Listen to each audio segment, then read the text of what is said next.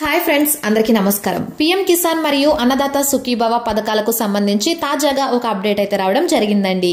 ఖాతాల్లోకి డబ్బులు అయితే జమ కాబోతున్నాయి. వీడియోలోకి వెళ్లి పూర్తి వివరాలు అయితే తెలుసుకుందాం. ప్రభుత్వం నుండి వచ్చే ఇలాంటి తాజా సమాచారం ఎప్పటికప్పుడు మిస్ అవ్వకుండా తెలుసుకోవాలంటే మన ఛానల్ని సబ్స్క్రైబ్ చేసుకోండి.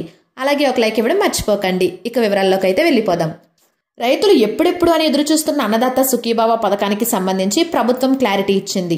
ఆంధ్రప్రదేశ్ రాష్ట్ర వ్యాప్తంగా ఉన్నటువంటి రైతులకు ప్రభుత్వం తీపి కబురు చెప్పింది.